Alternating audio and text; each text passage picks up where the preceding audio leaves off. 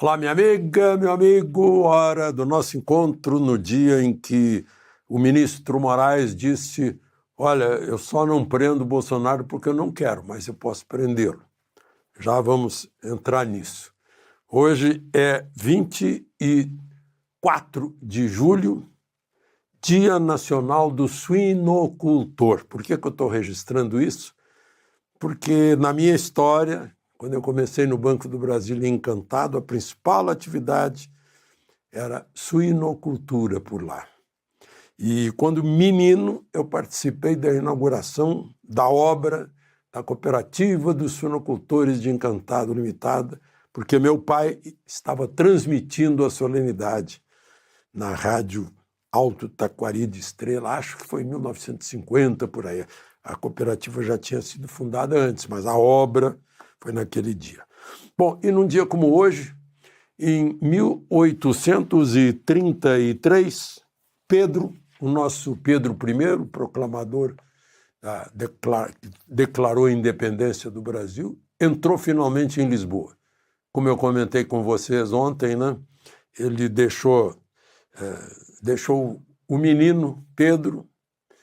Ontem foi dia do golpe da maioridade, deixou o menino aqui como príncipe, mas ainda não era rei, né?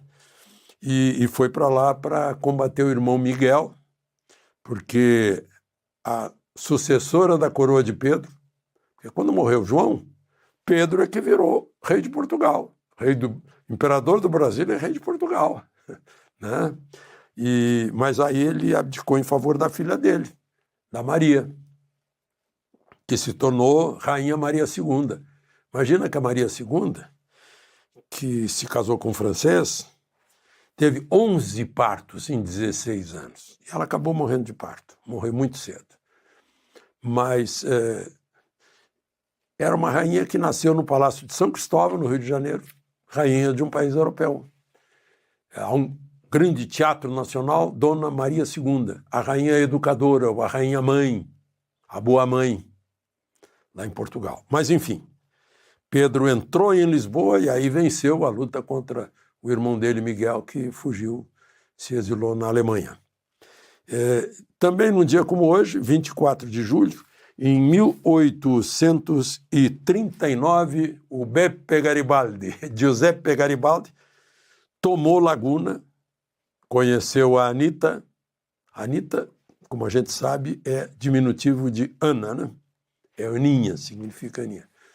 Conheceu a Anitta e proclamou a República. Sim, a República.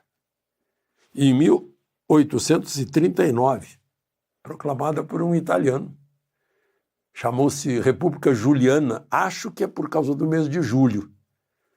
Espiridion Amin certamente sabe com certeza, né? Porque é um dos maiores historiadores de Santa Catarina. Mas durou só até 15 de novembro do mesmo ano. Olha só que coincidência da história. Exatos 50 anos depois, também uma mulher aí, Deodoro proclama a República. No caso, a Maria Eulália, né? Maria Adelaide de Andrade Neves, que foi a causa real. Enfim, histórias, né? E também num dia como hoje, 1917, em plena Grande Guerra, França e Alemanha inimigos, e aí acusam a holandesa Mata Hari, que era uma dançarina de danças indianas, de ser espiã para os alemães. E a pobre Mata Hari é morta no fuzilamento. Na mesma França que inventou aquele processo do capitão Alfred Dreyfus, né, que era judeu e que teria também soltado lá em outro enfrentamento com os alemães. Ei, França! Hoje tem o Macron. Bom, então vamos aos fatos de hoje. Dia, como todos esses últimos dias, dia quente, né? Lembre-se de se inscrever e ao final de deixar o gostei ou não gostei.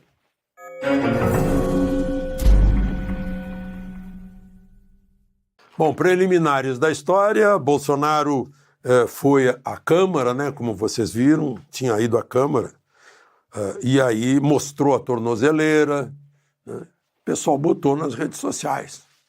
E aí vai ser preso, porque ele estava proibido de falar nas redes sociais. Será que ele não falou em rede social? Qualquer coisa que ele fale. Hoje ele foi a uma padaria. Entrou na padaria, foi lá, pegou o pastel, o caldo de cana e tal, e todo mundo filma. Ele não abriu a boca. Né? Vai entrar a imagem dele em rede social. Não está sob controle dele.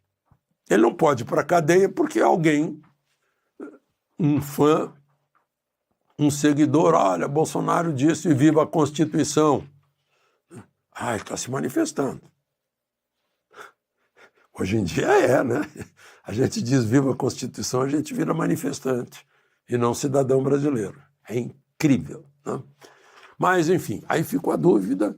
A defesa de Bolsonaro perguntou, enfim, né? Isso tinha sido anteontem, o fato que eu citei da tornozeleira. Perguntou para Moraes, olha, quais são as regras? Está muito incerto, muito subjetivo, muito genérico. Né?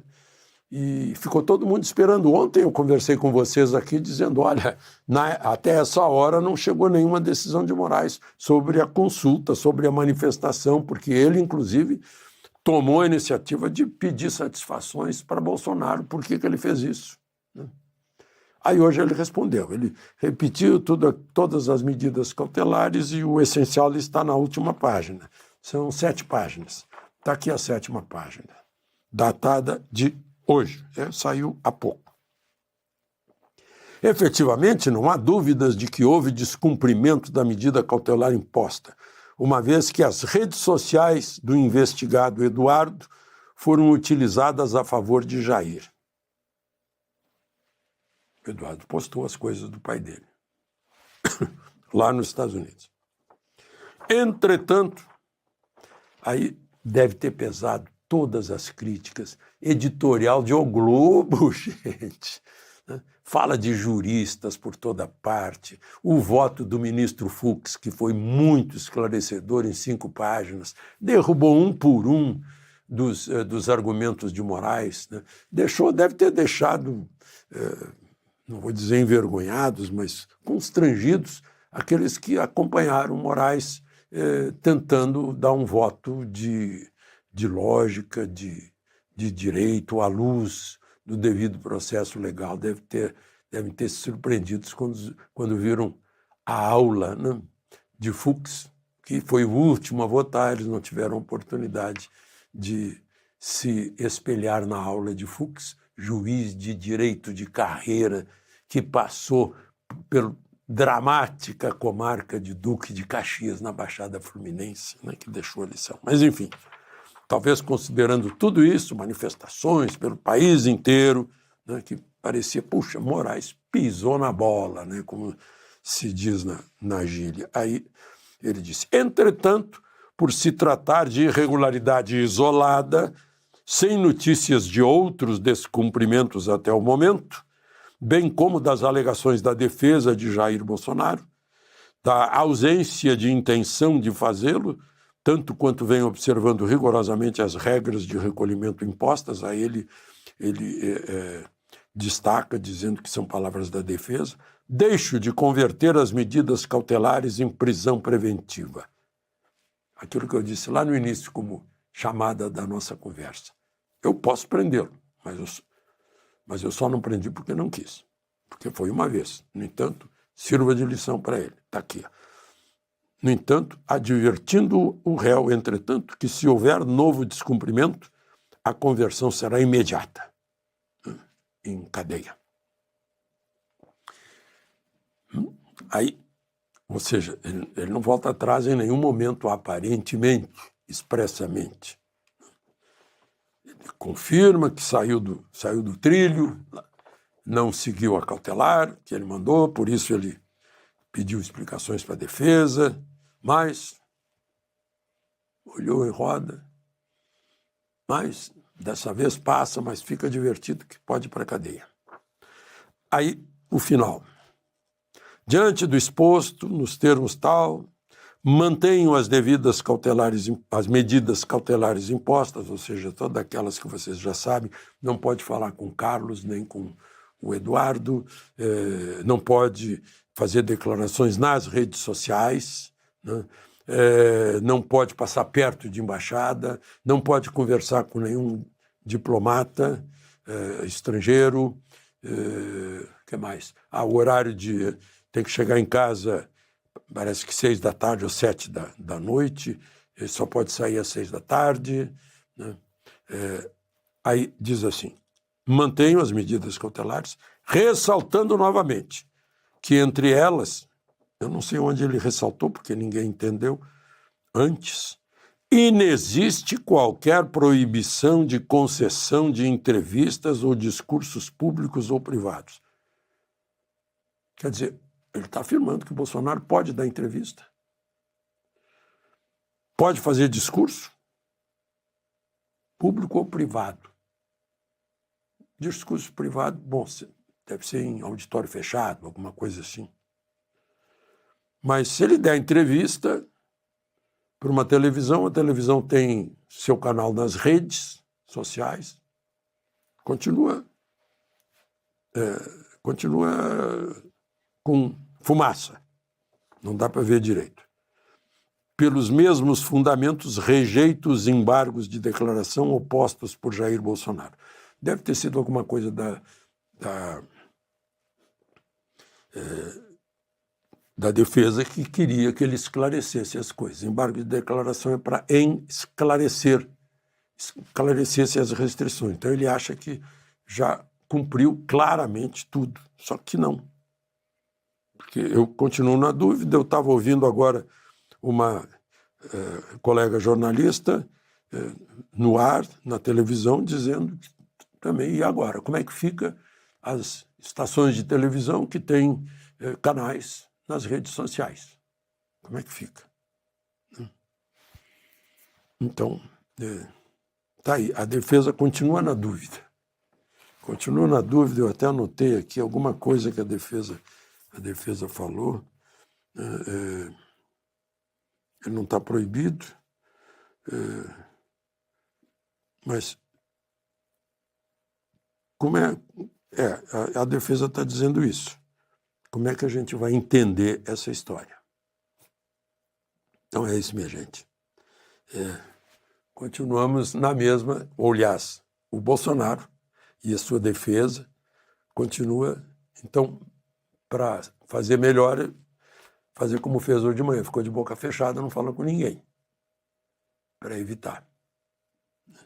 Interessante que essa confusão toda é só por falta de esclarecimento. Vieram até falando da falha de crase. Né? Crase é a união do A com A, da preposição com A com o artigo A, que é assinalada por um acento grave. Né? O acento se chama grave, não é crase. Crase é a união de dois, da preposição com artigo. Pode acontecer, tem crase com E também, né? Eles vêm,